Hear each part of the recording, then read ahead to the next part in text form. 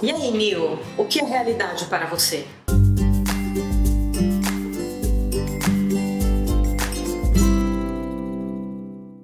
Para quem, como eu, é fã do Matrix, principalmente do primeiro, né? Mas eu sou fã, não vem falar mal do segundo e do terceiro, que eu não gosto. Mas enfim, vamos focar no primeiro, que é onde toda a teoria é colocada. O conceito de realidade é um dos pontos fortes do primeiro filme. E é isso que eu gostaria de focar aqui com vocês hoje, discutir um pouco o que é realidade e se a realidade existe. Bom, se a realidade existe ou não, quem sou eu para dizer que sim ou que não? Mas existem algumas informações de como o nosso corpo, o nosso cérebro e a nossa mente funciona, que talvez possa dar alguns dados para que cada um chegue à sua conclusão. Muito bem. Então vamos pensar o seguinte, quando a gente fala sobre realidade, geralmente nós temos um conceito de que existe algo externo a nós, né? Que é igualmente perceptível, né? Para qualquer ser humano, para qualquer ser vivo. Então existe algo externo a nós chamado realidade, que é um conjunto de, informações do ambiente que qualquer pessoa pode ter acesso da mesma forma. E aqui já começam os probleminhas. Probleminhas. Por que probleminhas? Porque é o seguinte, esse ambiente que a gente está chamando de externo, ele é constituído por, vou chamar aqui de informações, de átomos, né? Átomo para todo qualquer lado. E o nosso corpo biológico, ele entra em contato com esses átomos e decodifica eles de uma determinada maneira. Então, se eu pegar aqui dentro dessa sala um ser humano, um ser humaninho, um cachorro e um morcego, eles vão ter percepções completamente diferentes dessa sala. E aí vem já o primeiro momento onde eu perguntaria qual que é a percepção real. Se é que tem, porque são percepções completamente diferentes. Será que uma é real e a outra não? Porque eles têm mecanismos de construção desses estímulos ou de construção de realidade completamente diferentes. Mas vamos focar em nós, seres humanos. Muito bem. Nós temos um primeiro tipo de filtro, vou chamar dessa forma, que seria um filtro biológico, um filtro sensorial, ou como o pessoal da neurociência gosta, um filtro sensório perceptivo. O nosso corpo, ele já filtra que tipo de estímulos ele consegue perceber. Então, tem uma série de espectros de cores e de sons que outros animais percebem e nós não. E vice-versa, né? Nós temos toda uma capacidade de percepção de cores que, por exemplo, um cachorro não tem. Então, a gente já tem um filtro biológico aí. Não só de capacidade enquanto espécie humana, mas também uma questão ontogenética, uma questão individual.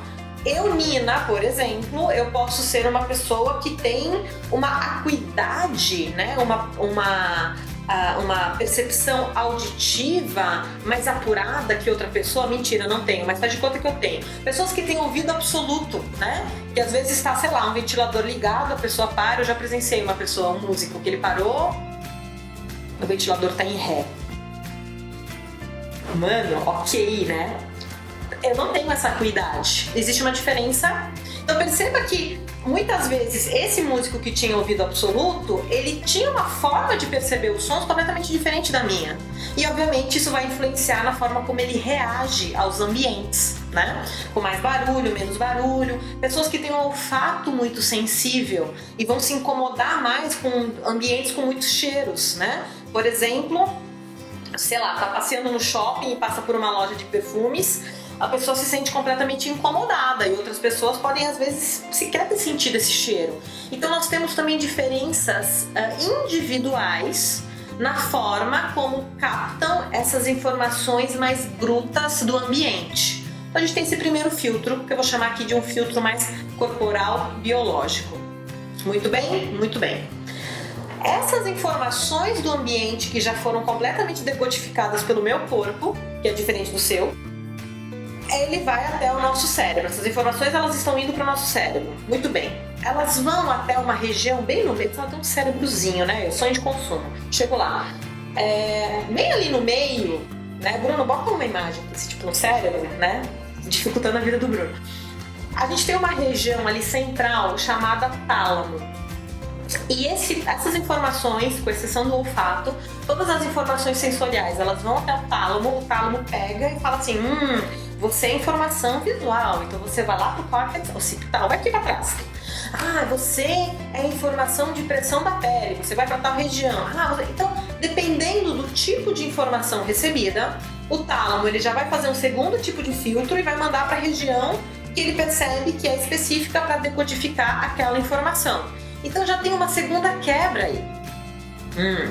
E aí vem a parte curiosa.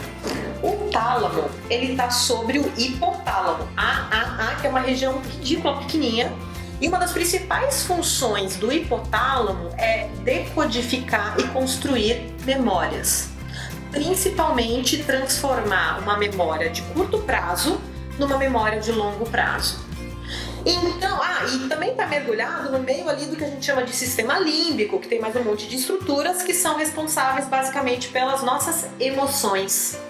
As emoções mais primitivas, principalmente medo e raiva. O que isso significa? Que o nosso segundo filtro, ele está sendo influenciado o tempo todo pelos nossos registros emocionais e de memória.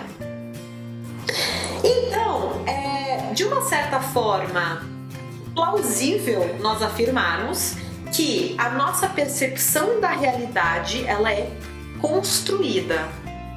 Ou seja, o nosso humor, a nossa história de vida, os nossos condicionamentos, eles influenciam na forma como a gente percebe a realidade. Então, cuidado quando a gente entra assim numa discussão e fala, não, mas determinada coisa ali é um fato. Tá, mas a questão é como eu reajo a esse fato, como eu construo este fato, que significado que eu tô dando a esse fato, porque fato nenhum chega até a nossa consciência, né, sem todo o processo de decodificação pessoal.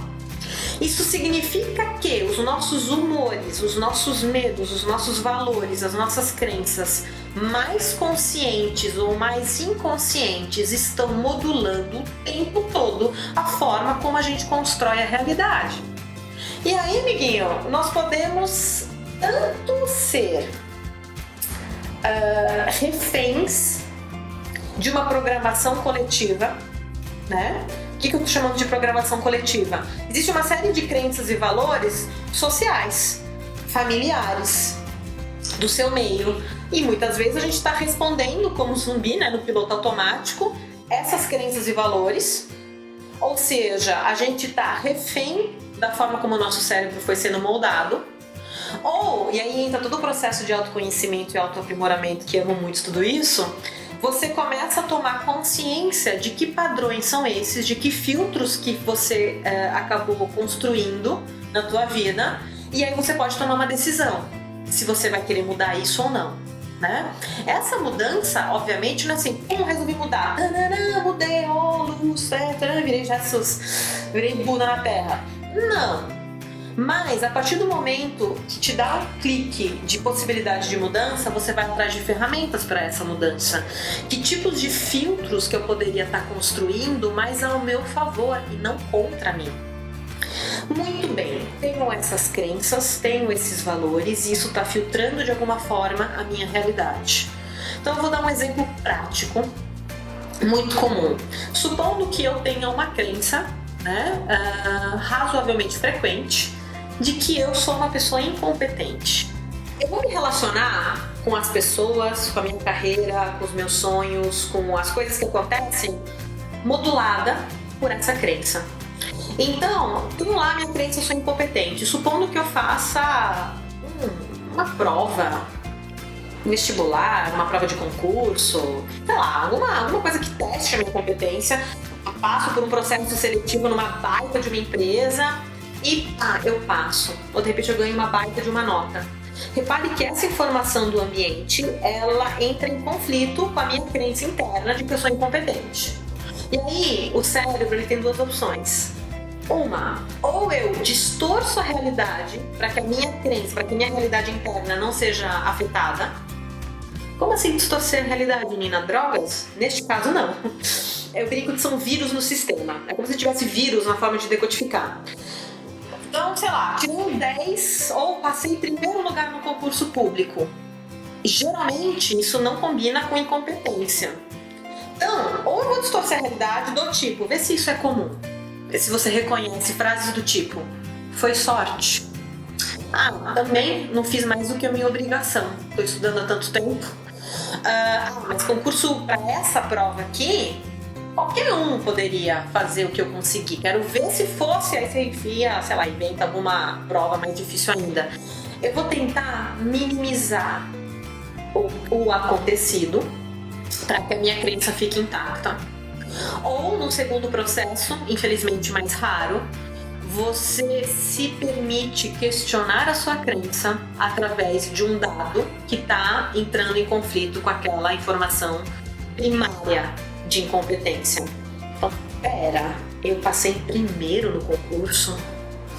Nossa, o que aconteceu? Então, talvez eu vá rever o que eu tô chamando de incompetência. Será que eu tô com padrões extremamente perfeccionistas? O que eu tô chamando de incompetência porque não tá combinando? E aí eu entro no processo de reestruturação cognitiva, que geralmente leva a uma dissonância cognitiva, a um conflito interno, e por isso que muitas vezes a gente evita passar por esse tipo de questionamento. Olha que louco, é mais fácil a gente distorcer as informações externas, distorcer a realidade para que a sua construção interna fique intacta. Ou seja, olha que louco de novo, a gente impõe ao mundo os nossos padrões internos de pensamento. E aí vem um princípio hermético, pequeno parênteses para a galera que gosta de estudar isso, que o universo é mental, começa a ficar mais claro o quanto que isso é poderoso, o quanto que tudo praticamente está aqui dentro. Entender quais são esses padrões internos é a primeira chave para você conseguir trazer as mudanças que você quer na sua vida. Faz sentido? Não faz sentido? Como é que ficou a cabeça de você? Compartilha aí, escreve nos comentários. Esse é um papo que dá pra fazer um seriado inteiro de Netflix do, sei lá, 15 episódios de 1 hora cada. Dá muito pano pra manga. Mas eu queria trazer só algumas informações mais, vamos colocar assim, científicas, biológicas, de como o que a gente chama de realidade, como se fosse algo estático, esse tipo de conceito de realidade não existe. E o quanto que a gente está construindo o tempo todo. E sim, é possível mudar a nossa realidade se a gente entender que realidade é algo que a gente está construindo o tempo todo. Se você gostou do vídeo, se você gostou dessas ideias, dá um like, compartilha nas redes sociais, por favor. Se inscreve no canal. Aceito dicas, sugestões de temas. Algumas pessoas já deram, eu estou anotando para a próxima leva de gravação de vídeos. Vou ficando por aqui e até terça-feira que vem com um novo vídeo, um novo tema. Um grande beijo, tchau, tchau.